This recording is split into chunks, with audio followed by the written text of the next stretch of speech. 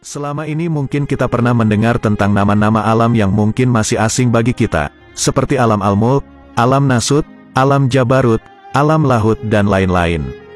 Di sini saya akan menjabarkannya untuk menambah wawasan ilmu pengetahuan, dan ini sangat penting khususnya bagi pengamal tarekat sufi. Yang pertama, alam al-mulk. Alam al-mulk adalah istilah untuk suatu alam yang tingkat kedekatannya dengan Allah adalah yang paling rendah. Dalam wujudnya terbagi menjadi dua, yaitu, yang tertangkap oleh indera jasad dan yang gaib. Dalam arti, tidak tertangkap atau terukur bagi indera jasad. Jadi, karena keterbatasan indera jasad kita, ada wujud yang sebetulnya bukan penghuni alam-alam yang lebih tinggi dari alam al-mulk, tetapi juga tidak tertangkap kemampuan indera jasad. Yang terukur oleh indera jasad, contohnya tubuh, seperti jasad manusia, jasad hewan, dan jasad tumbuhan.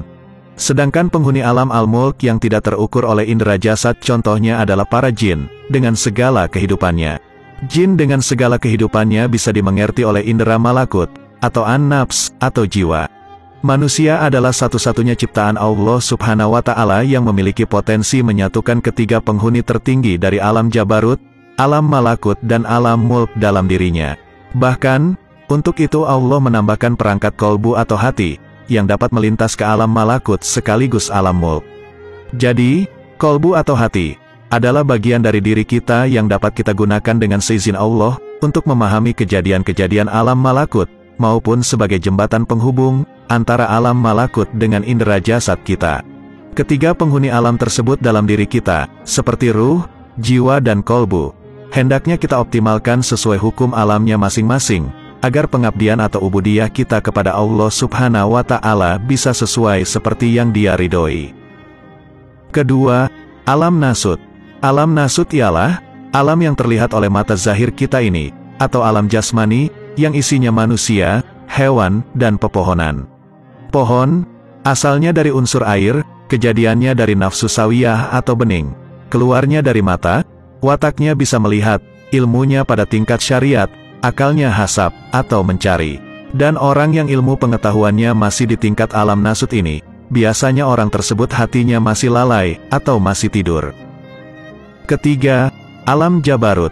Alam jabarut ialah alam yang tidak terlihat oleh mata zahir kita, disebut juga alam rohani, yang isinya adalah jin, setan, dan bangsa siluman.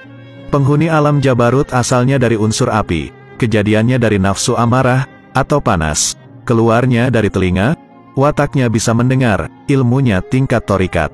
Orang yang ilmu pengetahuannya sudah masuk pada tingkatan alam jabarut, pada umumnya orang tersebut dikatakan jadab, karena dia sudah dapat melihat dua alam, yaitu alam nyata, dan alam tidak nyata.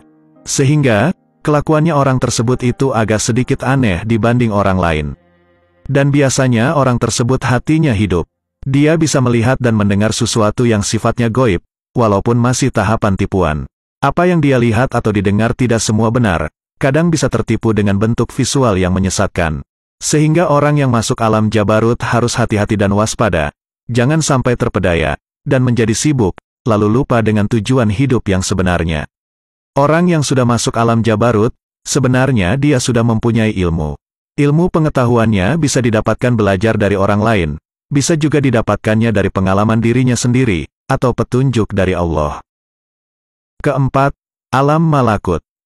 Alam malakut ialah, disebut juga alam para malaikat, dalam pandangan ahli tasawuf disebut juga alam kolbi, atau hati. Penghuninya adalah para malaikat, asalnya dari unsur angin, kejadiannya dari nafsu mutmainah, atau tenang.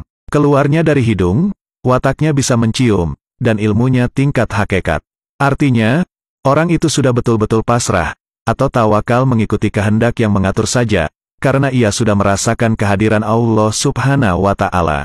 Orang yang ilmu pengetahuannya sudah mencapai alam malakut, maka ia akan bisa melihat suatu alam yang mana penghuninya adalah para malaikat yang serba putih yang sedang berdiri, ruku, sujud, dan duduk memuji Allah. Dan mereka juga melihat para malaikat tawaf di Baitul Makmur.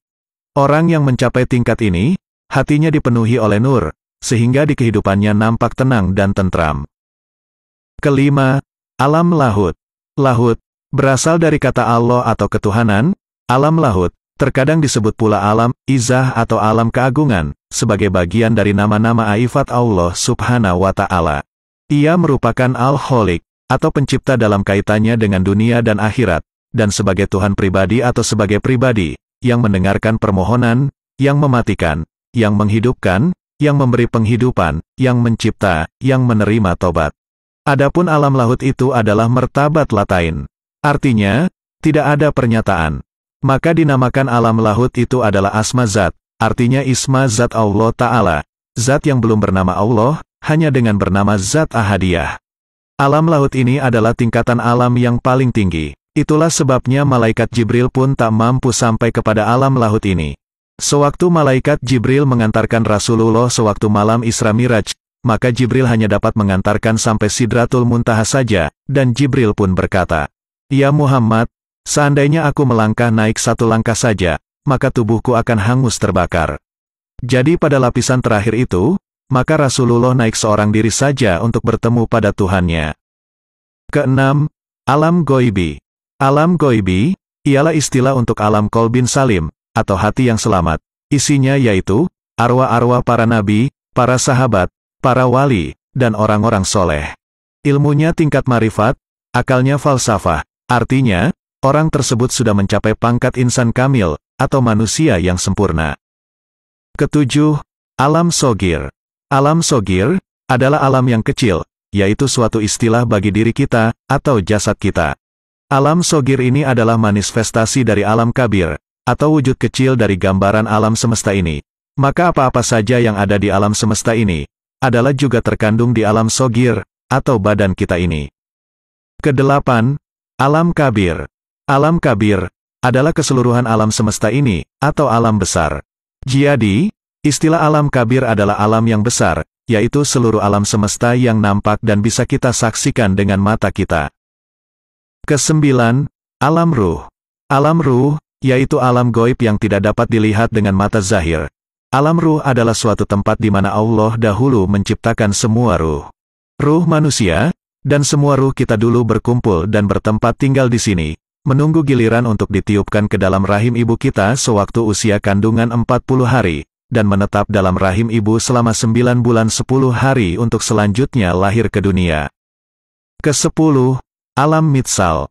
Alam mitsal adalah istilah dalam kandungan ayah, yaitu suatu alam masih dalam sulbi seorang ayah kita, yaitu berupa nutfah, atau air mani yang masih berada di dalam sulbi seorang laki-laki sebelum ditumpahkan ke dalam rahim seorang wanita sewaktu berjima. Kesebelas, alam ajsam. Alam ajsam adalah istilah dalam kandungan ibu. Setelah nutfah memancar dari sulbi ayah kita melalui zakar pada saat berzima dengan ibu kita, dan nutfah, atau air mani berpindah dari alam mitsal, kepada alam ajsam dalam rahim ibu. Di alam ajsam inilah Allah memproses bentuk kejadian manusia sampai sempurna selama 9 bulan 10 hari, dan setelah itu lahirlah ke dunia ini sebagai bayi yang suci menuju alam insan. Ke-12, alam insan. Alam insan adalah alam kita sekarang ini, yaitu alam di mana tempat kita tinggal sekarang, atau disebut juga alam syahadah. Setelah seorang bayi di rahim ibu, atau alam ajsam, selanjutnya lahir ke dunia ini, maka dia sudah berada di alam insan. Demikianlah keterangan tentang nama-nama alam dan tingkatannya. Sebagian alam tersebut sudah pernah kita lalui, dan sebagian lagi ada yang belum pernah kita lalui. Alam yang sudah pernah dilalui bagi manusia adalah alam ruh, alam mitsal, alam ajsam dan alam insan. Lalu sebagian lagi alam yang belum kita lalui, seperti alam malakut, alam jabarut, dan alam lahut. Semua alam ini hanya dapat dicapai oleh orang-orang yang sudah bermarifah kepada Allah saja. Wallahu a'lam bishawab.